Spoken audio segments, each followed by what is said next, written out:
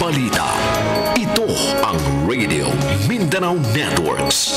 Higit-6 na dekada sa paglilingkod sa masang Pilipino. Sa Metro Manila, ito ang DZXL 558 Radyo Trabaho. Ang inyong gabay sa hanap buhay.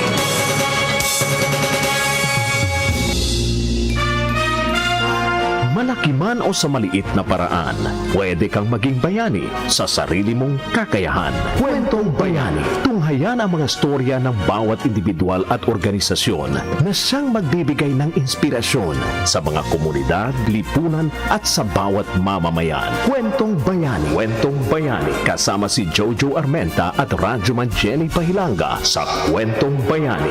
Dito sa DZXL 558 Radyo Trabaho tuwing Sabado alas 10 hanggang alas 11 ng umaga at sa Facebook page ng RMN DZXL 558 Manila. Kwentong Bayani. Kwentong Bayani. Hatid ng Benita at Catalino Ya Foundation at ng RMN Networks. Kwentong Bayani. Kwentong Bayani.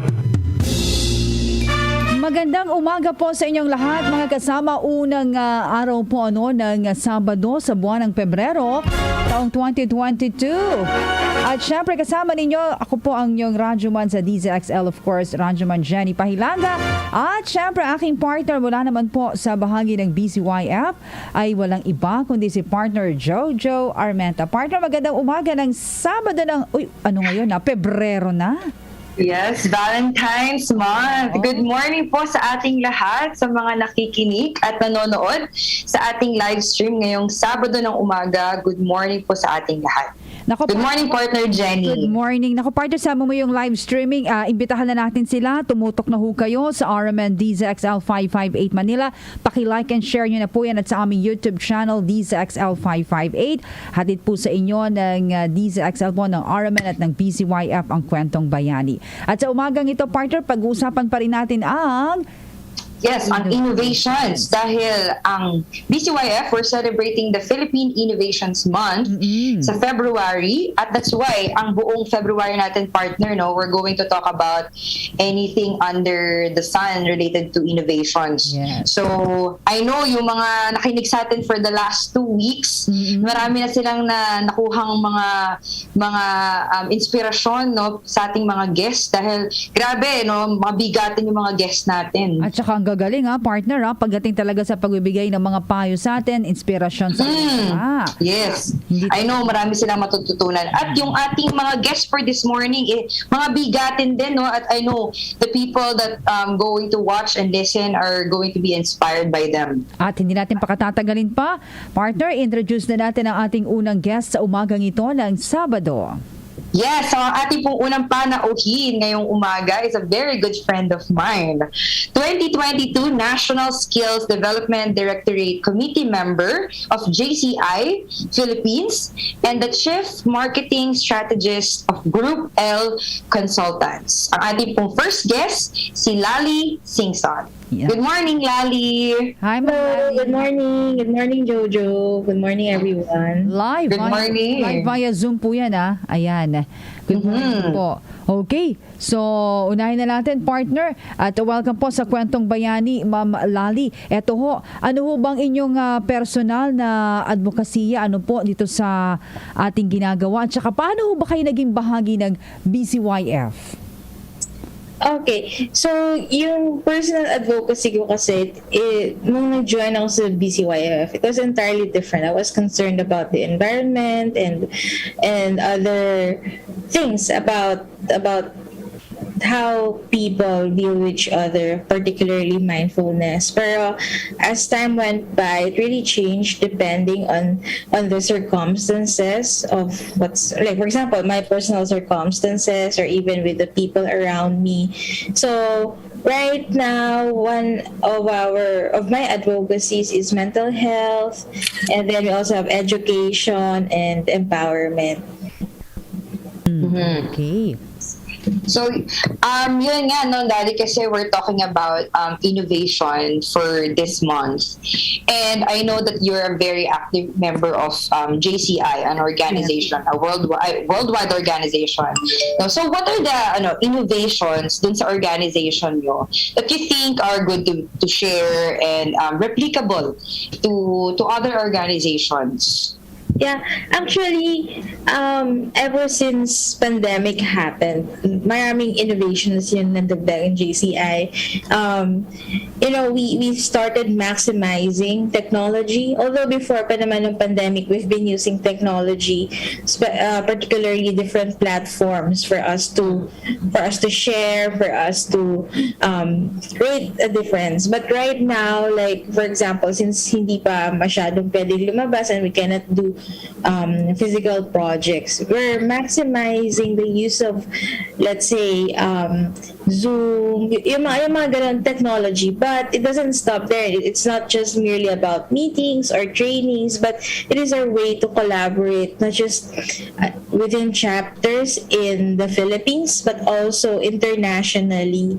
Kasi through that, like for example, if we collaborate with, let's say, Southeast Asian countries or US or from the US or other continents, mas malaki yung reach kasi, and that's how we can expand what we've been wanting to do, creating leaders in this ever-changing world.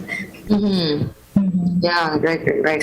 So follow up ko lang, no, Lali, dahil sa pandemic, no, what are the parang how do the organization, specifically in JCI, coping up with pandemic? Yeah, actually, for a time, medyo until now, even here in Metro Manila, medyo bawal pa gumawa ng mga physical project, except if it's like really yung mga upland kaagapay, like giving out donations or helping out people during calamities. Pero I can say that our innovation here is basically working around and doing trainings and programs that are related to the UN SDGs, yung mga ganon. So it's we have to be creative on how we're going to execute that, and we have to make sure that we're of course adhering to the standards based on what the UN said about like say SDGs, even with how JCI wants us to implement the different programs, the areas of opportunities, and even JCI Rise. So yung mga ganon. Yeah, right. Miss Lali, ano naman po ang impacts, no, or what are the impacts po itong innovations na to, particular po sa inyong mga miyembro ng inyong organization sa JCI? Yeah, actually, yung mga ganun kasi, it challenges us on how we can be creative enough, or how to innovate through this innovation. How are we going to make use of what we have right now, or even maximize the capacities right now? So yung mga chapters, we especially the members, kami, even me in my own chapter, we learn how to adjust. Like for example, if we are advocating, or if we've been creating programs, let's say with the alternative learning system students. So dati we go to their schools on Sundays, ganyan, to help them, to teach them. Pero ngayon, how are we gonna do that? So kailangan ma-shift namin online. Are we going to adjust into a self-paced learning? Then that we can continue that, kasi of course we cannot gather them in one place, and we cannot go there as well. So yung mga ganong bagay, we have to adjust then on how we execute, not just think. Yeah. I totally agree with that, no? Kasi yung mga organization actually, kaya it's a good time for Lali to share about that. Kasi maraming organization ngayon, especially this pandemic, they don't really know how to move, how to execute. Kasi nga, very limited, no, yung mga galaw dahil nga may pandemic and the restrictions are there. Ito naman, talking about general innovation, Lali. What do you think are the possible, yung social impact ng innovation, not just in the society but worldwide? Yeah. Well, for me, ang impact nun is that it opens up a lot of opportunities for us. Let's say collaboration if you're a part of an organization. Kasi na-widen kasi yung horizon mo. So it's not just being in an organization. It's not just about you're helping others, but it can also help you develop to become a better leader, or perhaps your organization is about, let's say, it's a business organization. So through that, you can innovate how you're going to do your business dealings, and at the same time, it will even influence how you run your business, and even syempre, how you want to work with people. Are you okay now with the current setup, or babalik ka ba sa full traditional that you require everyone to be there? So it really adjusts how we think and helps us find alternatives on how we're going to make things happen, diba? Follow-up question ko lang, no, dahil nabanggit mo yan. Meron ka bang favorite innovation? Is it, whether it's a product, it's a service that you're always using, or madalas mo siyang ginagamit that you think very useful for you? I think madami, pero right now I'm trying to appreciate yung mga podcast. I see, yeah. Bakit? Kasi before, if you want to hear the opinion of people, you have to listen to the radio. Parang hahabulin mo sila palagi, diba? Parang yung time slot baka mawala, or baka malate ako, di ko na siya marinig or sila marinig. Pero with the podcast, like for example, it gives you an opportunity to listen back. Like for example, even if you're listening live, let's say to the radio, kasi ako, I'm a fan of a certain morning program for many years. So, let's say, I'm lucky kapag nagising ako ng ganong oras and I can listen. Pero with the podcast, like kahit 9 p.m. na, I can still listen to their show, yung mga previous shows, and I think it really helps. It helps with the sanity. It even makes you enjoy it further, like extended yung entertainment value nila, kumbaga. Yeah, right. Okay. Pero actually, ang radio, no, ito partner Jenny, katulad itong ginagawa natin, nag-innovate na ang mga radio stations like ang RMN, may live streaming na sa Facebook, may live streaming sa YouTube. Pwede mo rin review. Diba? Pwede mo nang panoorin yung replay, pwede mo nang pakinggan. That's innovation. And thank you, Larry, for sharing that. Yun ang in ngayon no? Podcast. Yun yung in ngayon, trending. Mga kabataan. Anyway, Miss Lali, ano yung mga iba't ibang pamamaraan ng inyong organisasyon na ginagawa yun, pagtutulungan ninyo para ma-promote natin o maibahagi natin itong innovation?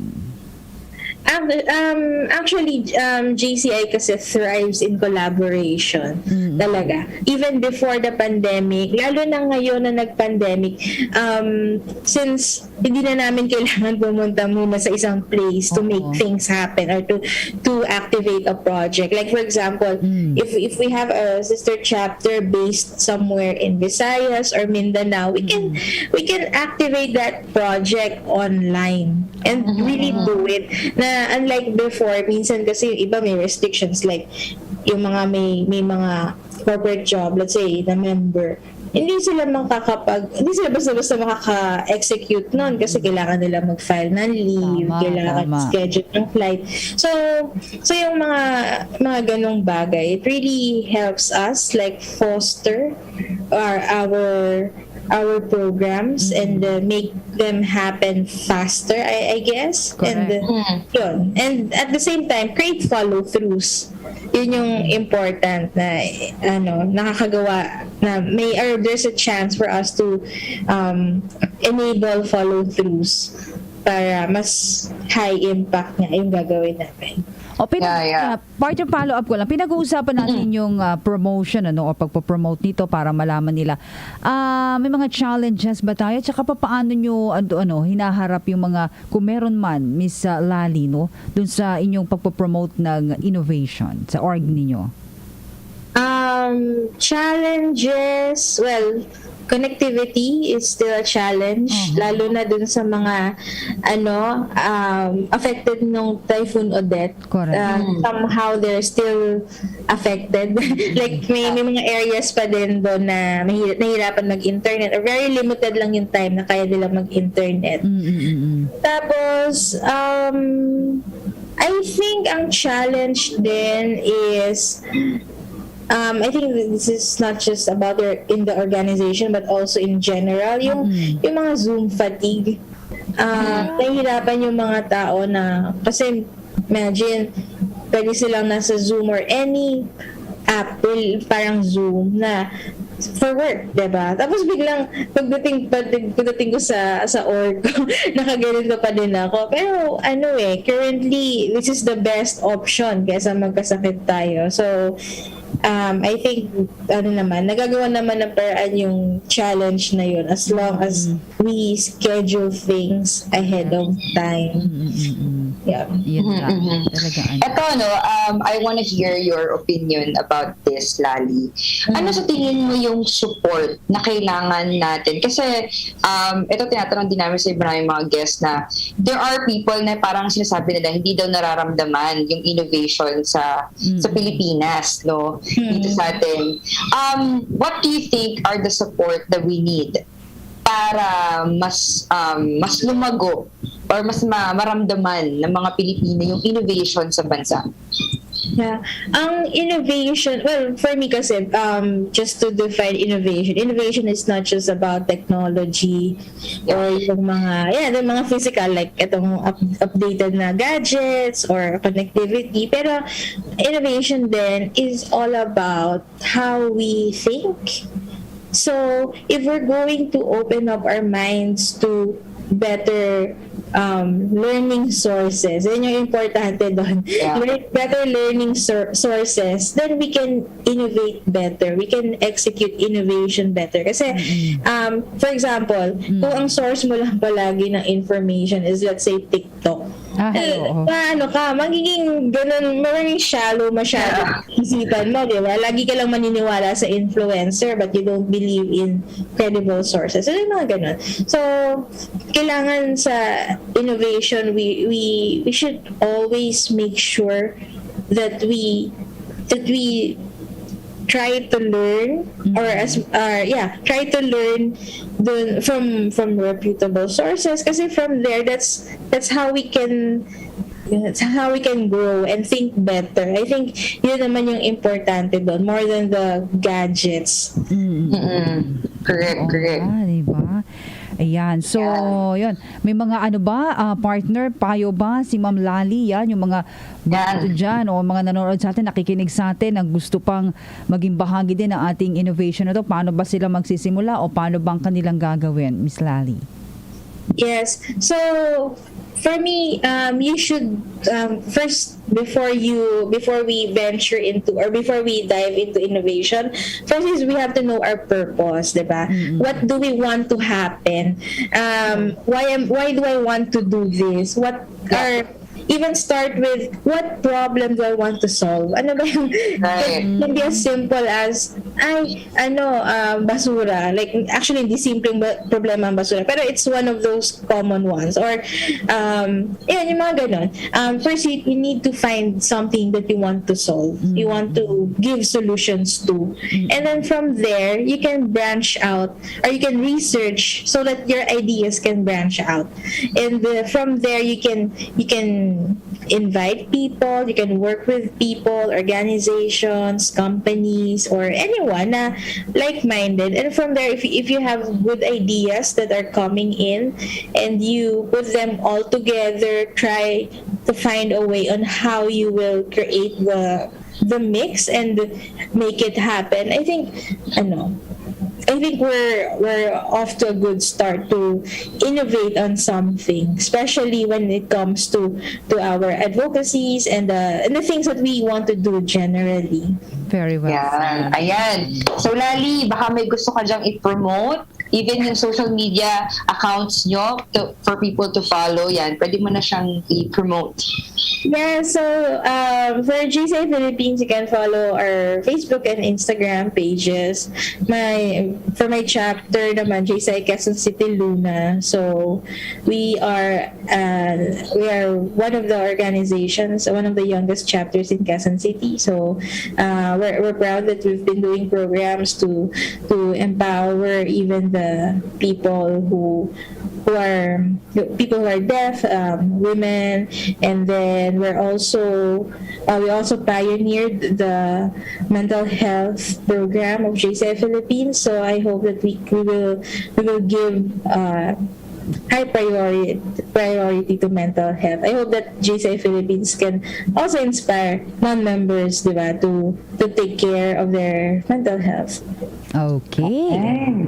Maraming salamat, Miss Lali. Thank you, Lali. Thank you so much, Jojo, for inviting me. Ayan. Thank you, ma'am. Thank you. Have a nice day. Have a nice day. Si Miss Lali, yan, sing-song of the JCI Philippines partner. Ang ganda ng kanya. More na siya, part sa mental din, yung kanyang pagtutok. Kasi syempre, di ba may time na season na parang ang daming nag-breakdown because of pandemic. Actually, even before pandemic, ang dami nang nade-depress. Ang dami na natin narinig na suicidal cases because of just depression. Actually, it's not just depression. Depression is a serious problem in the society. So I think JCI is doing a good job in promoting mental health awareness. That's good. Isa pa lang yan sa ating guest ngayong umagang ito, partner, si Miss Lali. Pagkabalik natin, merong isa pa po at napakaganda rin na aming pag-uusapan. Kaya partner, babalik tayo dito pa rin sa programang Kwentong Bayani.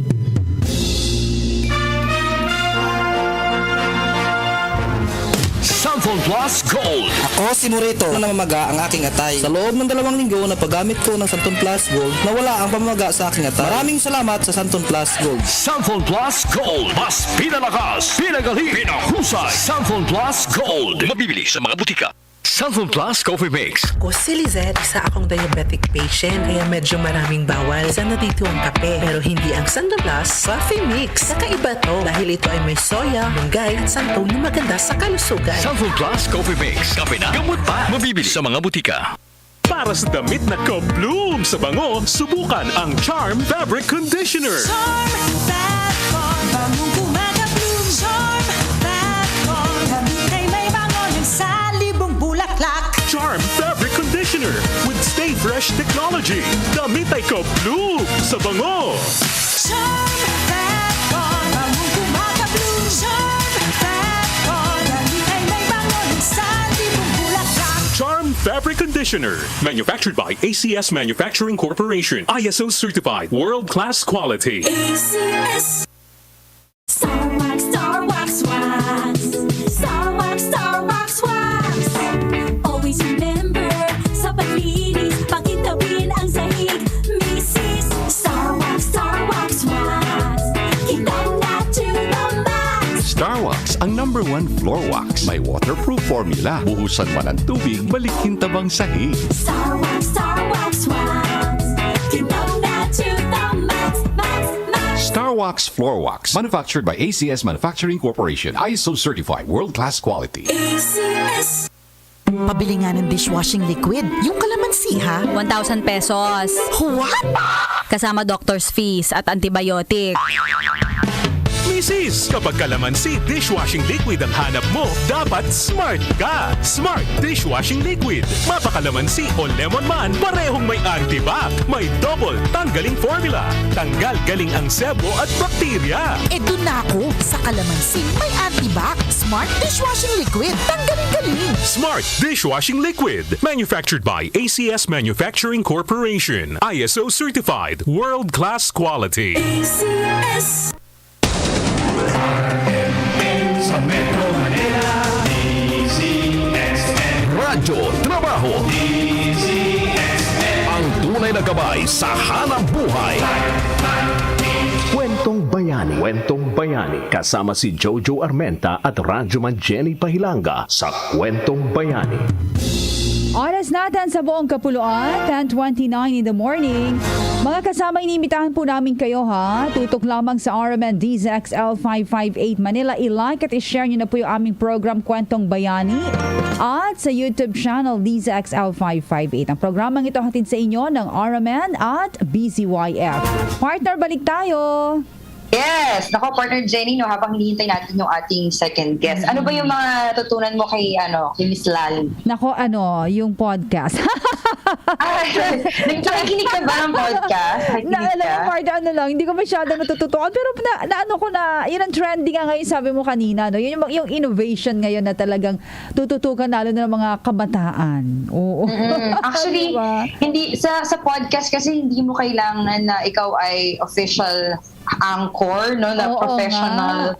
Kahit sino pwedeng mag-podcast basta may maisip kang specific topics tas gusto mo siyang i-broadcast. Pwede mong gamitin yung podcast. Yun ang para siyang vlog. Ayun ang innovation ngayon, Iba na. Oo, para siyang vlog pero walang makikitang voice lang, audio. Correct. Ang sabi niya, pagka kayo ay may gusto na innovation, always have a purpose, no? With a purpose. Dapat iyon ang inyong uunahin. At saka ako yung key takeaway ko kay Lali kanina is yung sinabi niya na, ito paulit-ulit na sinasabi ng mga guests natin nung nag-start tayo sa innovation, na innovation is not just about technology. Correct. Kasi kaya siya nababox at sasabihin ng mga tao na hindi nila nararamdaman. Kasi parang they're expecting na ang innovation naka-surround lang sa pagbuo ng bagong technology, evolution of text. Oo, pero actually, tama yung sinabi niya na it's also about how we think. To create solutions on the different problems or different things that we want to improve. So, yun ang innovation. Actually, maganda nga yung partner na papaliwanag natin sa programang Kwentong Bayani. Dahil din talagang unang sa isipan ng mga kasama natin, mga nakikinig at nanonood. Pag sinabing innovations, it's more on science, more on inventions, di ba? Yes. Kaya naman, actually, yung ating second guest, yung panauhin natin na susunod, I think she can explain more, how we can expand our perspective about innovation. So, pakilala ko na ba, partner Jenny, ang ating second guest? Inaantay pa natin. Nandito na si Ma'am. Sige. Si Ma'am. Go ahead, partner. Sige, pakilala natin ang ating second guest. Our second guest is the General Manager of Wesley Granola Kitchen and Bake Shop, Director 4 at Philippine Textile Research Institute of Department of Science and Technology. Tayo po ay pleasured and honored to have our second guest this morning, Miss Celia Elumba. Good morning po, Ma'am Celia. Hello, hi, good morning. Thank you very much for inviting me over. Maraming salamat. Good morning. Kamusta po kayo, Ma'am? I'm good, thank you. Thank you very much. I'm good. Ang ganda naman po ng background nyo. Totoo po ba yan? Well, I'm not in the venue. This is a virtual background, but this is ito yung aming tinatawag naming Tela Gallery and Innovation Hub. This is in the Philippine Textile Research Institute's main building sa Bikutan sa aming opisina. So ito ang aming You can call this a multi-purpose space. This is meant to be a collaborative space. No? Ito yung idea namin dito. You can ideate. Kayo ay mga halimbawa, designer ka, micro-entrepreneur, you want micro-enterprise, you want your Kickstarter. Gusto mo magkaroon ng little capsule collection. You can actually have a workstation where you can also collaborate and do design ideas with subject matter experts or other designers within your association. Maaari ka ngayong maglagay ng isang exhibit area, meron kang media launch, meron kang, you can do a lot of stuff in here. You can do little conferences, a small capsule collection fashion show, you can have a window display, etc. So this was meant to be a collaborative hub for people who have an interest to go into anything to do with textiles and of course with that fashion, typically, normally. Okay. Wow, yun palang innovation na, partner. Oo nga. Diba? Yun Kinukwento palang pa lang. innovation na. Okay. So yan, partner. Sige. So, Ma'am Salia, thank you for being with us this morning. So, we want to know more po yung mga sa inyong department. We want to know more the programs of DOST to help the innovators in terms of the Philippine textile Yeah. Well, industry. first of all, I am with the Philippine Textile Research Institute. It is one of 7 research and development institutes of the Department of Science and Technology. So as you will note, ang focus natin is the creation of technologies. And the goal, nung aming palaging goal, is that ayaw natin yung ating nire-research, the things that we are talking about or studying, come under the purview of libraries. Kailangan siya ay may application. Meron siyang end purpose or end goal. And our main thrust in the last, I would say about the last 8 years, pinaka-focus natin ay tignan natin kung paano natin how we can make more light of our own textiles. Because maybe you know, maybe you don't know, but 90% of what we are all wearing, lahat yan imported. Karamihan imported. So, nitong nakaraan na pandemya, hindi pa nakaraan, itong meron tayong pandemya ngayon, mas na-highlight, hindi siguro tayo gaanong nakakalabas, nakakabili ng mga hindi normal na makapunta ng department store, right? Opo. Ng normal shops mo. But you go online. Correct. You still buy. And what you buy is normally, typically, kung hindi man imported yung buong kasuotan na ginagamit mo, yung materyales na ginamit for the making of that. What do I mean? Para makagawa ka ng isang tela, kailangan mo ng hibla. Yung parang sinulid. Yung sinulid na yon, meron niyang pinanggagalingan. May hibla yon. Whether it comes from yung cotton, kilala natin yung cotton, or linen, or wool, or polyester, or nylon, or acrylic. May natural ka, may synthetic ka. Yun yung mga pumapasok sa paggawa ng sinulid or ang material na gagawin mong non-woven. Kasi yung sinulid, pwede mo siyang gawing woven, at pwede mo siyang gawing knit. Parang yung sa t-shirt materials. So yung suot ko, for example, is woven. So I'm telling you this because ang aming tinuunan ng pansin is para maintindihan natin yung ating value chain. Para ang ating mga lalagyan ng points of study, research, pananaliksik, is elements of the value chain para magkaroon tayo ng kabuuan. Kasi kapag mayroong kulang, hindi tayo makakabuo ng industriya. Kapag wala kang industriya, hindi mo mararamdaman. And that's the reason why few people know that there is such a thing as a Philippine Textile Research Institute. Kasi hindi mo pa nasusuot yung ginagawa natin eh. So ang aming objective is that we want to dress, sabi ko nga, 110 million Filipinos. Pero ang saya ko kung yung 10% man lang ay madamitan natin. Pero mukhang hindi yun ganun kadali. And I will explain why. Opo. Kahit man lang sana yung 1.9 million government employees. Kasi unang-una, meron tayong batas, there's a law. It's RA 9242 that says that Philippine government employees must wear Philippine tropical fabrics. And this is a beautiful piece of law because it means that yung iyong fabric na yan, meron siya, napakaliit nga 5% na pineapple leaf, 5% na banana or abaca or silk, na i-blend mo yan para makagawa ka ng sinulid. Pero ito yung clincher. It has to be produced in the Philippines, spun in the Philippines, woven in the Philippines, and finished in the Philippines. That's fantastic. That is an enabling law for an industry proposition. Yan ang problema natin. wala po tayong supply. Kaya po, importante sa aming pagtuunan yung value chain kasi babalik yan sa supply chain. So yun po yung ginagawa natin sa ating ahensya. Ang akin lang pong ibinahagi ay yung particular to what we're able to wear and appreciate immediately. But you know, the conversation of textiles is very wide-ranging.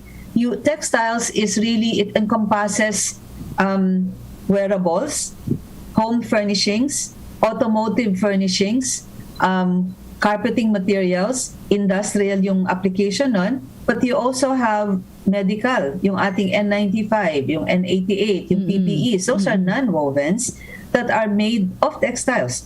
And so, our immediate goal is we're not focusing on, kasi di ba single-use disposable, not degradable. Itong mga ito. Can you imagine the burden on planet Earth? Kasi nagpa-pile up na siya. These are now billions and billions already. No? You have tons, millions of tons already that is accumulating and they do not degrade. It will take you 100 years, 20, 50, 100 years, and they don't completely degrade. So we have one planet. And so, sorry naman humaba yung aking sagot. Okay lang po. Sige, marami kayo Ang dami namin natutunan. When I get started, kasi haba nun, tuhog-tuhog kasi siya marami siyang sangay-sangay. So pag pumasok tayo ngayon sa non-wovens, ang habol namin, makagawa tayo ng single-use, kahit pa siya disposable, pero degradable, biodegradable. Kasi that is really what nature meant for us to do. Nature is, if you look at the theory of the conservation of forces and what is in nature, constant yun So kapag natin yung balance na yan, natural, we will suffer the consequences such as climate change. Right? Actually, yes. Director as Ilumba, partner, this is the second time na na-meet ko na si ma'am. Kasi nag-guest ko rin siya sa Tinig Klima sa DNR.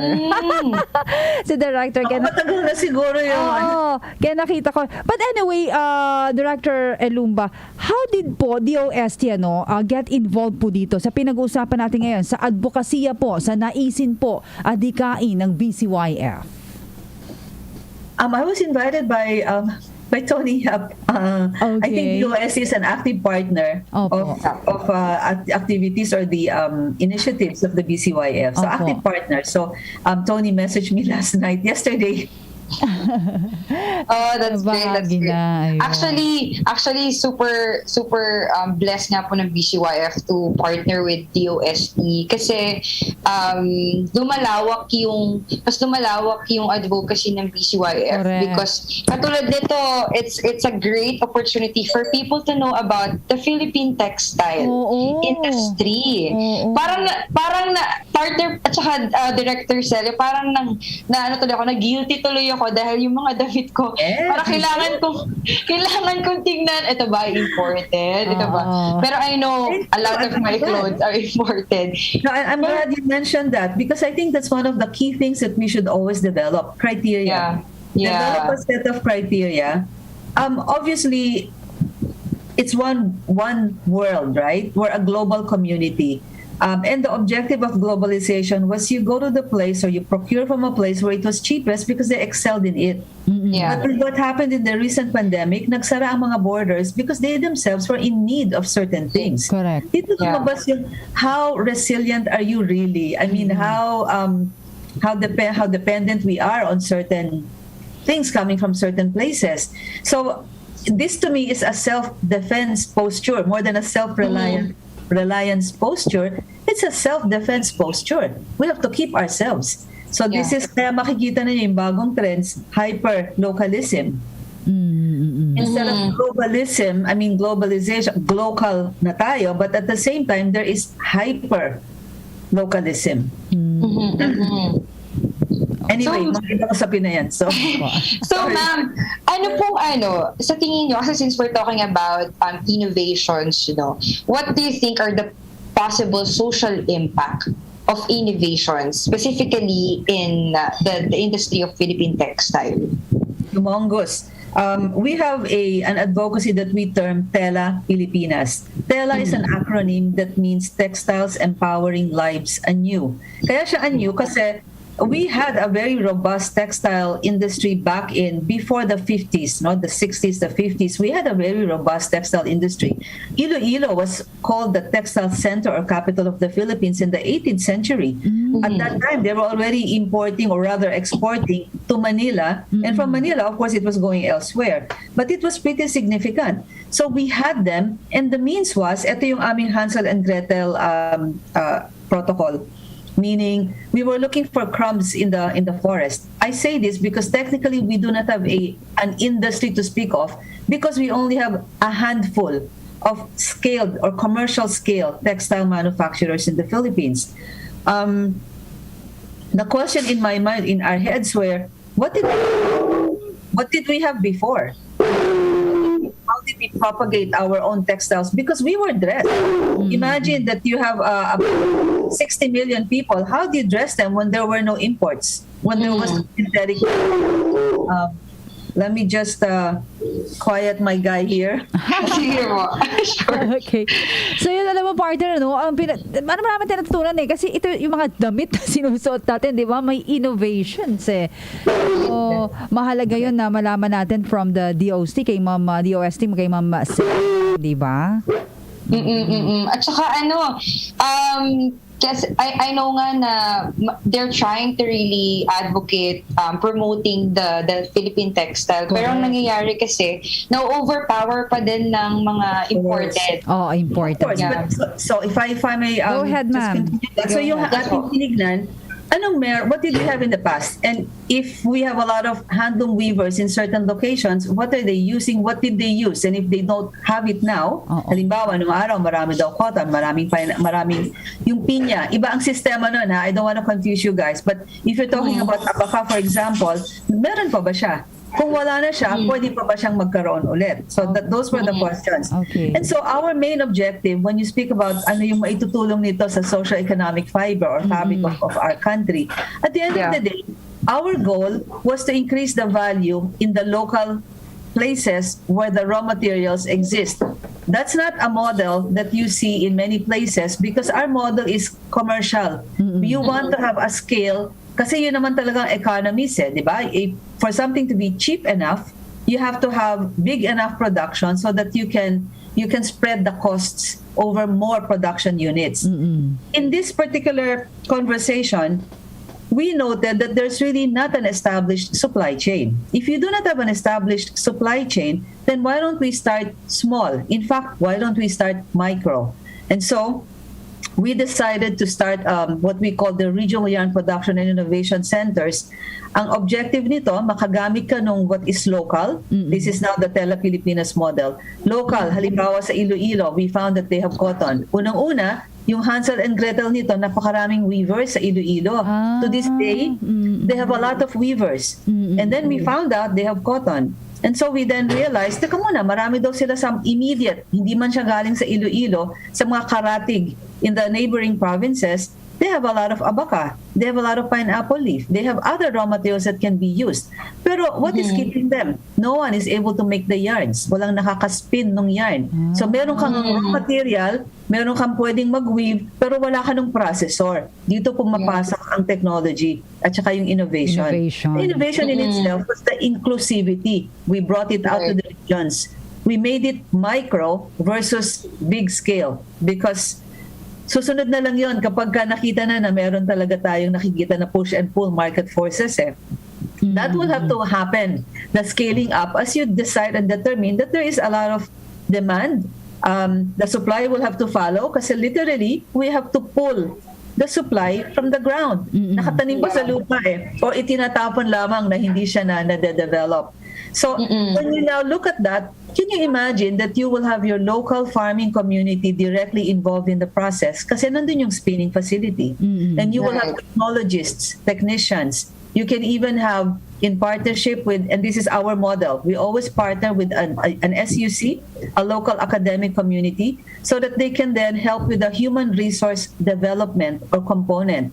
Sila yung magte-train ng technologists, technicians, engineers, that can then go into the study and the improvement and the reverse engineering of whatever is already going on. Right, right. That's good. Ma, may curious question lang ako, no? Kasi since you're in the Philippine Textile Research Institute, kasi po, kaya din minsan nagiging problem na hindi siya kinakagat ng mga tao. Kasi parang yung usual na nakikita na locally made na damit ay hindi fashionable enough for people to buy. So what can you say about that? Like, how can we change the perspective of people na meron po bang mga designers o kaya sa research institute na talagang nasa uso yung designs? Okay. So first, we generate the technology. We actually are partnered with a number of organizations who are the ones who develop and use them into product. We have ideas on product. We share our ideas on product. We work with handloom weavers. If you're interested, just check out, for example, Creative Definitions. Check out Bio. Bio just started. They haven't really been using this fully, but if you take a look at the exhibition that we have in the institute, meron na kaming mga designs that were made by members of the Philippine Fashion Coalition. Philippine Fashion Coalition is made up of a group of many creatives, not just in the fashion industry, but in other sectors of the creative economy. So we have a number of designers already. We had worked with a good number of them. If you look at Maison Métis, sorry sinasabi ko yung pangalan nila. Okay lang po. Métis, they use materials coming from the institute. Check out Panublix. Panublix is selling yarns and they're selling weaves of the communities around Iloilo, Western Visayas, and also Abra. Marami na sila. Woven is also doing this. No, Woven naman is in home furnishings. Hamlu used, for example, our enzymatically treated 80% cotton, 20% pineapple leaf fabric. Nakat sustainable footwear is a 100%. Ito tela 100% Pilipinas. It's a sneaker that is made of a cotton and a pineapple leaf. I'm excited because hindi pa siguro kalat or widespread, no? I'm excited because we have a number of young social enterprises. They're really young people who are bringing this conversation to the forefront.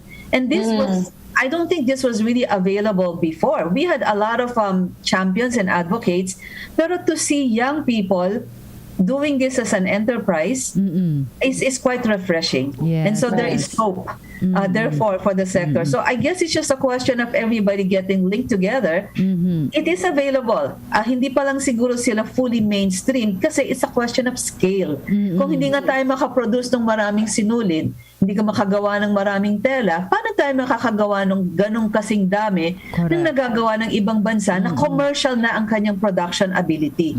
That's not at scale yet. So we are in the development process. And so for us, we consider this as the big D. This is not the small research and development. This is the big D because you're starting from the ground up. Okay, siguro po, partner, hingan na lang natin ang advice sa ating mga nakikinig at nanonood ngayon, si Ma'am, si Director Celia, dun sa mga gustong maging inventors dyan but would want to innovate. Paano po sila magsisimula? A piece of advice po, Director Celia? First of all, I would like to encourage everyone to be more conscious about what we consume. And I mentioned kanina, set up a set of criteria. Saan siya ginawa? Sinong gumawa? Ano siya gawa? I always say to myself, if I see something is made of viscose is rayon, I mean, there's already a good process to this. But if you don't know the process, nakita mo lamang siya ay viscose, I would suggest that you reconsider. It's a beautiful material, but you reconsider because it's very environmentally unsound. Yung kanyang ginagamit na chemicals, tinatapon siya, hindi siya nare-reuse. Meron na ngayong bagong iteration siya. It is the closed loop system. So if you see lyocell, modal, tencel, yan, pwede mong pagtuunan kasi regenerative ang ginamit niya using sustainable forest products and it's closed loop.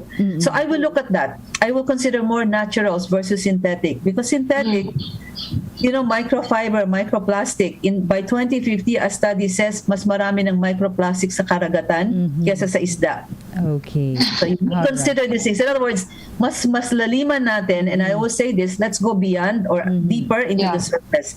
Now, if you want to really, truly, really start and support everything, be a consumer, be a conscious consumer.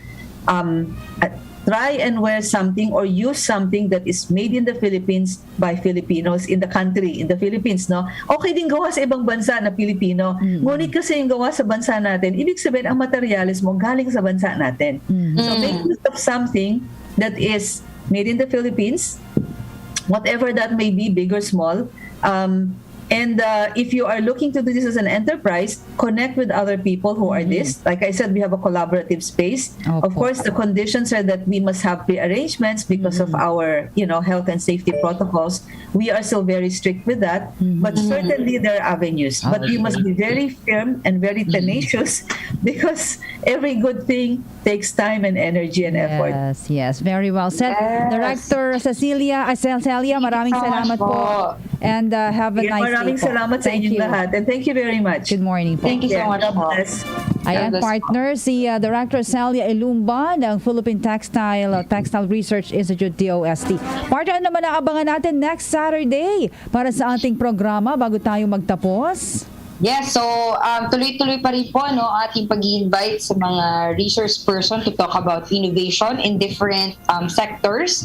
So abangan niyo po yan dahil po this month nga, BCYF po, we are celebrating the Philippine Innovation Month. So ang deadline po ng pagpasa ng nominees for the BCYF Innovation Awards is on February 14, Valentine's Day. Yes, next week. So sana po hindi niyo makalimutan yan dahil isang importanteng araw para sa lahat. So, Correct. yan po ang deadline ng ating pasahan ng nomination for BCYF Innovation Award. And the ceremony will be on February 25. So, abangan nyo po yan. Oy, people power yun, di ba?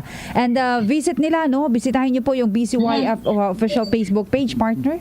Yes, so tuloy-tuloy pa rin po ang pag-updates sa ating mga social media accounts. Kung gusto niyo pong malaman yung mga ongoing events or activities or any updates about BCYF, punta po kayo sa Facebook page, BCY Foundation.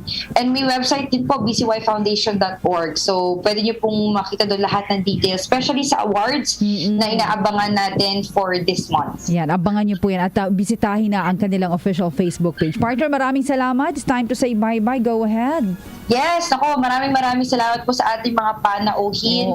Si Lali, si Director Celia. We learned a lot and we got inspired by their sharing and insights. So maraming salamat po. In behalf of PCYF, thank you for all the viewers and all the listeners na patuloy na sumusuporta sa aming programa every Saturday. Ako po si Jojo Armenta. At mula naman po sa RMN DZXL 558 Manila, ako naman po si Jenny Pahilanga. Maraming salamat hanggang sa susunod na Sabado. Dito lamang po sa programang Kwentong Bayani.